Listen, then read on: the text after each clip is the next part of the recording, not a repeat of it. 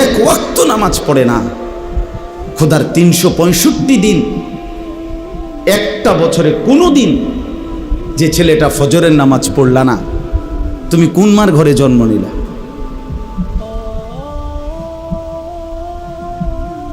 তুমি কোন বাপের ঘরে জন্ম নিলা? তোমার মায়ের 2 বছরের দুধের হক কি আদায় করো? মুসলমানের বাচ্চা এত বড় গাদ্দার হয় কেমনে বেটা? এত বড় নাফরমান, এত বড় হাইওয়ান, এত বড় চতুষ্পদ জানোয়ার মুসলমানের ঘরে হয় কেমনে বেটা? কেমনে হয় বেটা? এজন্য মনে রাখো বেটা, যে কপালে সেজদা নাই সে কোনো মানুষ না। যে সেজদা দেয় না সে মানুষ নয়, মানুষ নয়, জানোয়ার। সে জানোয়ার, হাইওয়ান, এটা চতুষ্পদ জন্তু, এটা জানোয়ার, এটা মানুষ না। যে কপাল সেজদা দেয় না। কেন আসলি বেটা তুই পৃথিবীতে বেটা? শুধু ভাত, শুধু খানা, শুধু পেশাব পায়খানা, শুধু লজ্জাস্থানের চাহিদা, শুধু শাহওয়াত, শুধু জিনা, শুধু ব্যভিচার, শুধু নারী, শুধু উলঙ্গ ছবি। আরে এটা তো কুত্তা বিলার স্বভাব ছাড়া আর কিচ্ছু হইতে পারে না বেটা। এ তো জন্তু জানোয়ারের স্বভাব হইতে পারে বেটা। মানুষের ঘরে মুসলমান, অথচ সে তার আল্লাহকে সেজদা করে না। তুই কি মানুষ হইলি বেটা? কি পড়ালেখা শিখলি যুবক? এই ছেলে কি পড়লি বেটা? কার জমিনে বড় হইলি? কার আসমানের নিচে রইলি? কি রে বেটা? আমরা চেহারা চিনি না? এখানে দাঁড় করাই এখন বেনামাজি। চেহারা দেখলেই তো চিনা যায়। বেনামাজির চেহারার মধ্যে তো কোনো দয়া মায়া থাকে না। বেনামাজির চেহারা তো নির্লজ্জ, বেহায়া, বেশরম, পাষাণ, দয়া মায়াহীন, এমন মনে হয়। এজন্য বন্ধু, নিজেকে আরেকবার ভেবে দেখো। তুমি মায়ের সন্তান, তুমি বাবার সন্তান, তুমি মুসলমানের সন্তান। এই কালেমা বড় দামি কালেমা। আমি 72 বছর বয়স্ক, 72 বছর বয়স বুড়া চাচা, এরকম একজন বয়স্ক লোককে গত আগস্ট মাসে কালেমার দাওয়াত দিছিলাম। উনি হিন্দু। 2.5 ঘন্টা ওনারে বুঝাইছিলাম, বলছিলাম,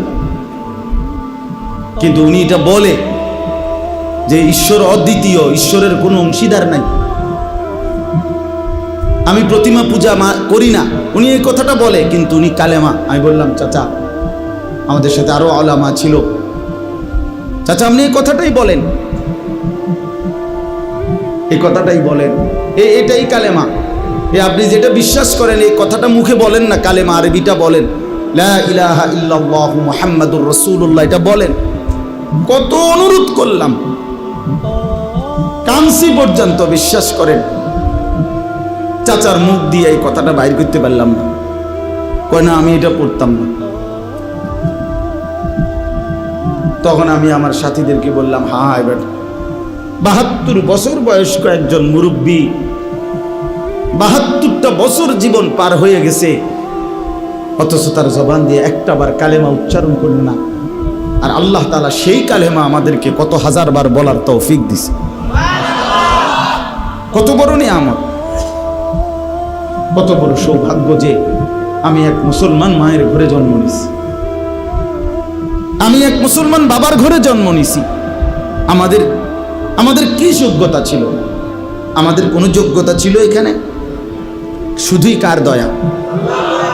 এত বড় দয়া যে আল্লাহ করলেন, এত বড় মায়া যে আল্লাহ করলেন, নিজে আল্লাহ পছন্দ করে আমারে ঈমান দিলেন, ঈমানদারের ঘরে জন্ম দিলেন, মুসলমানের পরিচয়টুকু দিলেন, মুমিনের পরিচয়টুকু দিলেন।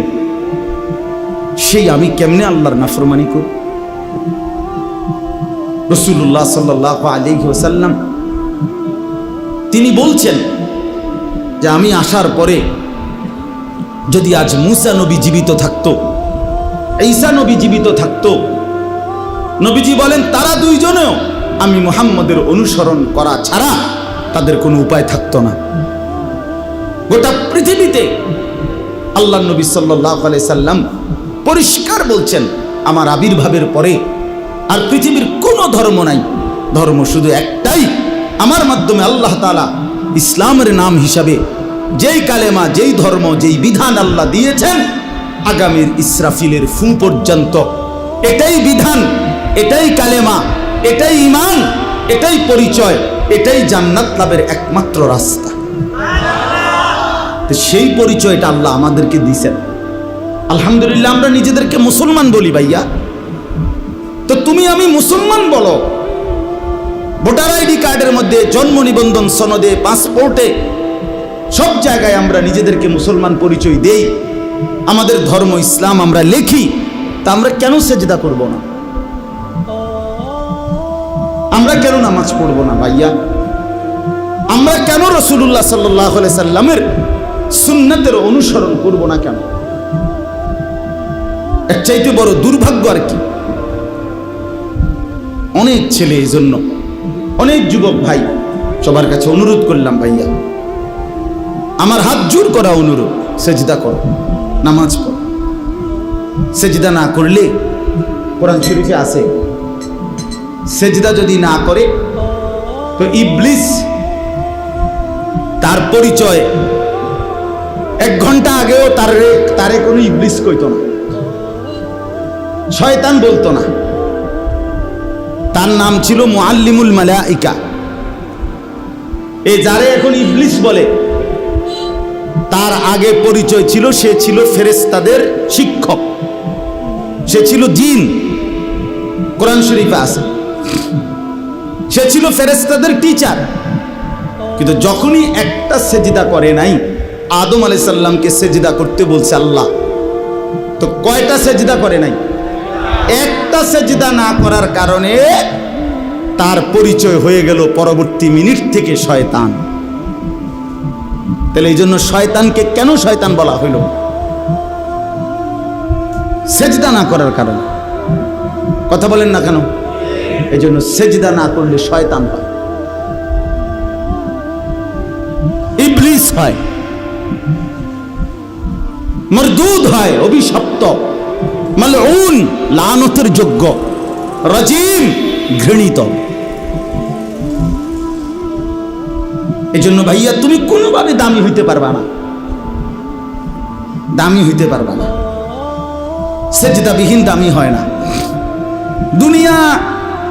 দুনিয়া তুমি আল্লাহর নাফরমানি করে যা ভোগ করতেছো, আলহামদুলিল্লাহ আমরাও আল্লাহর হুকুম মাইনা দুনিয়া তা ভোগ করতেছি। এই বাজার, ব্যবসা, দোয়ান, ভাত, মাছ, চাল, ডাল, বউ, বাচ্চা, স্ত্রী, সন্তান, সংসার, ফাঙ্গাস, তেলাপিয়া, ধন্যভাতা, কাঁচামরিচ, ফার্মের মুরগা, কক মুরগা, খাট, পালং, সোফা, ফার্নিচার, ফ্রিজ, এসি, হ্যাঁ, টাইলস, এটা আমরা যারা সেজদা দেই এটি আমরার কাছে আছে। কথা বলে না কেন? তুমি আলগা কি বুক করে লাইলা? তুমি আল্লাহর নাফরমানি কইরা সারাদিন মোবাইল টিপা আমাকে রাইতে লিখি শান্তির দেশে থাও নাকি? তো আর কিতা, তো তুমি বেকুব আর কিতাব মানে বেশতি কি? হ্যাঁ, বেশতি কি? শুধু শুধু ধোকা, শুধু ধোকা, শুধু বোকামি করলো, ধোকা খাইল। দুনিয়া এমনি মিলে যায়, দুনিয়া এমনি মিলে যায়। আল্লাহ পাক কোরআনে ওয়াদা দিছেন, আমি যাকে বানাইছি তার দুনিয়ার রিজিক আমি দেবই দেব। এই জমিনে যত কিছু আমার বিচরণশীল মখলুক, আল্লাহ বলেন ওয়ামা মিন দাব্বাতিন ফিল আরদি ইল্লা আলাল্লাহি রিজকুহা, সকলের রিজিকের দায়িত্ব আমি আল্লাহ আমার কাঁধে তুলে নিলাম। তাফসীরের মধ্যে আছে হযরত মুসা আলাইহিস সালাম একদিন আল্লাহ তাআলাকে জিজ্ঞেস করলেন, আল্লাহ আপনার সমস্ত সৃষ্টি ছোট বড় সকলের রিজিকের কথা আপনার মনে থাকে, মনে রাখতে পারেননি। তো আল্লাহ তাআলা বললেন, মুসা তোমার সামনে একটা বড় পাথর আছে, এই পাথরটার মধ্যে তোমার হাতের লাঠিটা দিয়া বাড়ি দাও। মুসা আলাইহিস সালাম বাড়ি দিলেন, পাথরের একটা অংশ ভাঙ্গা পড়ছে। আচ্ছা আবার মারো, আবার মারলেন, আরেকটা অংশ ভাঙছে, আবার মারো, আবার মারলেন, পাথরের একটা অংশ ভাঙছে। 4 বার পাথরটাতে আঘাত করলেন। আঘাত করার পরে এরপরে পাথরটার ভিতর থেকে একটা ছোট্ট পোকা, একদম পিচ্চি, মুখে একটা সবুজ গাছের পাতা কুটকুট করে কামড়াইতেছে, খাইতেছে। এই অবস্থায় এই পাথরটার ভিতর থেকে এই পোকাটা নিচে পড়ছে। আল্লাহ তাআলা বললেন, মুসা ওই পোকাটা কি বলে কান পাইতে একটু শোনো। তাফসিরে রুহুল মাআনিতে আমরা পড়ছি, আরবি তাফসিরে। তো ছোট্ট পোকাটা মুসা আলাইহিস সালাম শুনতে পেলেন। ছোট্ট পোকাটা পড়ছে, সুবহানা মান ইয়ারানি ওয়ালা ইয়ানসানি। আমি আমার সেই মাওলার প্রশংসা করছি যিনি আমাকে প্রতিনিয়ত দেখছেন, আমাকে একবারও ভুলেন নাই। তো মুসা আলাইহিস সালাম বুঝলেন আল্লাহ তাআলা এতটা পাথরের ভিতরে এই ছোট্ট পোকার মুখে সবুজ গাছের পাতা যিনি পৌঁছাইতে পারেন, তিনি তার গোটা সৃষ্টির রিজিক ঠিকই পৌঁছাইতে পারেন। এই জন্য বন্ধু আমার, বাপ আমার, সবার কাছে অনুরোধ করছি, আমি শক্ত কথা বলছি, রাগ হইয়েন না, বিবেক জাগাবার জন্য বলছি, ঝগড়ার জন্য বলি নাই। কেন আমরা নামাজ পড়বো না? কেন নামাজ পড়বো না?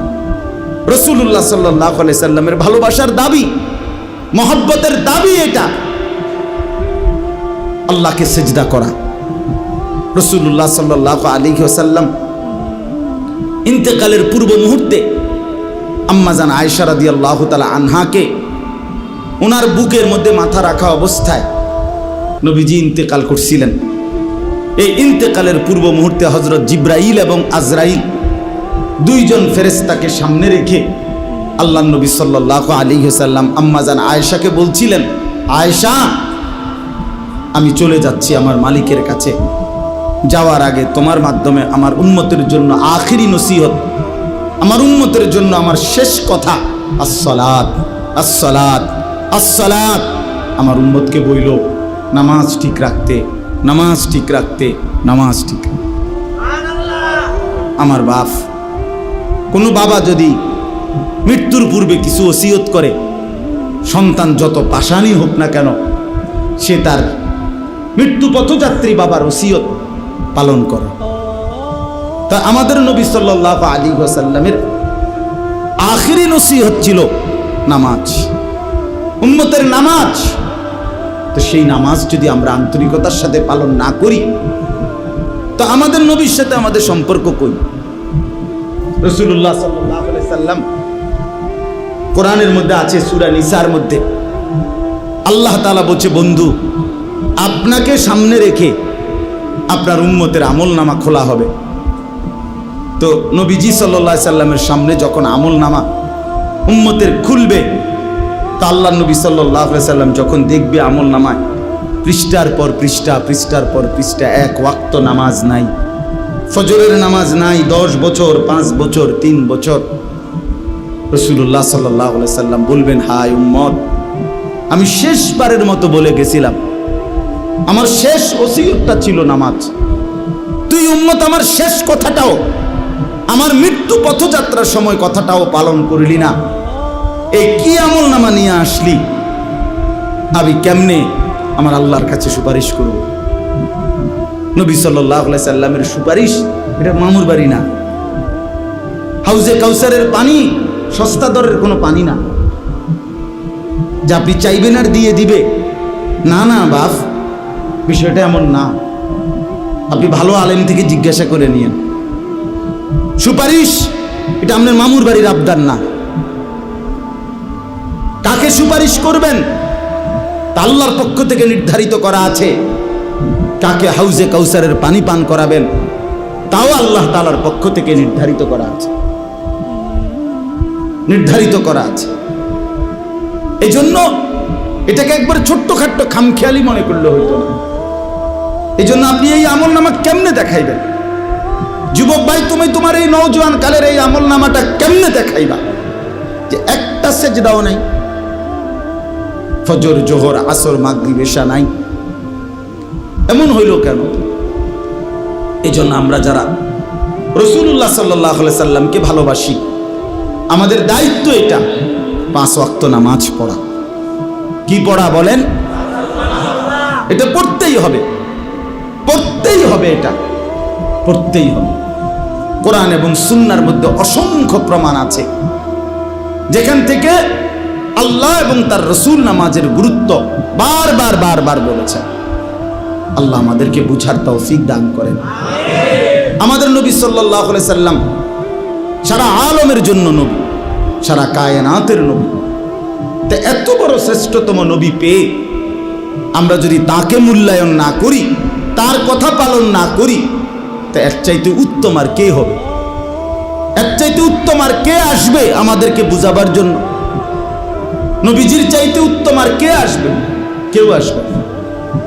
সর্বশ্রেষ্ঠ ব্যক্তি, সর্বশ্রেষ্ঠ ব্যক্তি আল্লাহ তাআলা আমাদের জন্য দান করেছেন। কোরআনুল কারীমের মধ্যে আছে, আল্লাহ তাআলা বলেন, লাকাদ মান্নাল্লাহু আলাল মুমিনিনা ইয বাআসা ফীহিম রাসূলাম মিন আনফুসিহিম। আল্লাহ তাআলা বলেন যে হে মুমিনগণ, আমি আল্লাহ তোমাদের উপরে সবচেয়ে বড় যে দয়া করেছি সেটা হলো আমার রাসূল তোমাদের জন্য পাঠিয়ে দিয়েছি।